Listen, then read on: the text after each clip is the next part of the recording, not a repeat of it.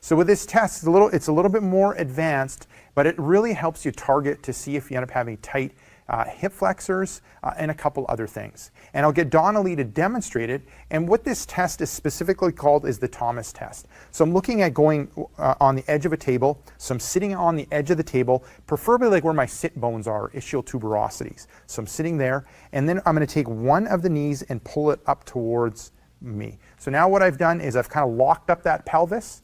You can see Donnelly's got great posture, upright posture, and now she's going to rock back, and she's going to let that other leg hang there. And I'm looking at 3 different things. I'm looking for 3 things that could be happening. I want to see if the hamstring or the back of the thigh, if it's off of the, if it's kind of off of the mat or the plinth here. And what that'll end up showing me is hip flexor tightness. So with Donnelly, she's fine. The back of her hamstring is like below the plinth area. So she's fine when it comes to hip flexor tightness or iliopsoas tightness. The second thing I'm looking at is I want to take a look at this knee here. Now, if the bend in the knee ends up being greater than 70 degrees, then what that ends up showing me ends up showing me that she ends up being tight in that rectus femoris.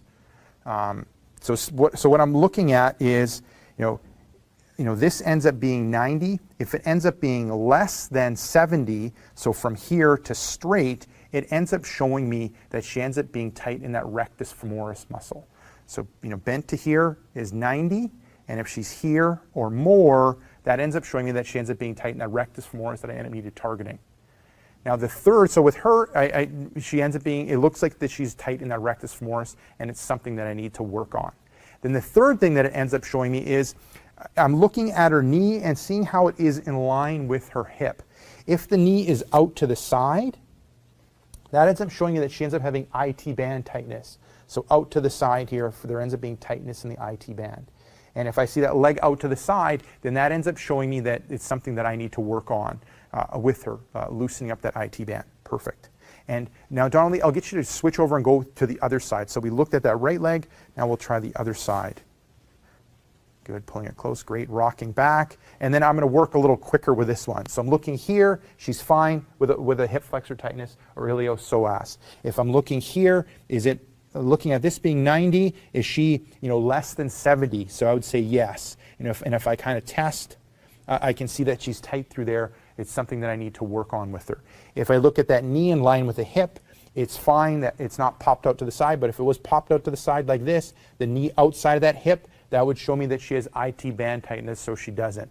Perfect, Donnelly. So looking at all that, it shows me that with Donnelly, I need to work on her rectus femoris or like her quad tightness, and she's fine when it comes to hip flexor tightness, and she's fine with IT band tightness. And if you saw some of the other videos that I have done with Donnelly, you could see that she ends up being good when it comes to her hip flexor flexibility.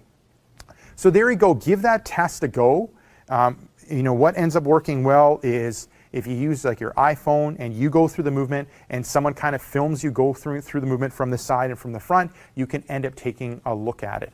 Or you can just have someone end up quickly testing you, looking for those 3 different things. So you can end up using a plinth like this. If you're in a gym setting, you can end up using like a bench to go through the test. If you're at home, you can use your table, but kind of be cautious when it comes to the table and don't go too crazy or it'll flip over. And that's from experience, testing things out at home on the kitchen table. So make sure that you end up on a good stable table when you're going through this exercise. So this is Rick Casells from exercisesforinjuries.com. Give that advanced test, that advanced hip flexor test, a go, and let me know how what the results are for you. So this is Rick Casells from exercisesforinjuries.com. Make sure to swing by exercisesforinjuries.com. Enter in your injury or pain. There's a good chance of an article, video, or an interview that'll help you with your injury or pain. So this is Rick Casells from exercisesforinjuries.com saying take care and bye-bye.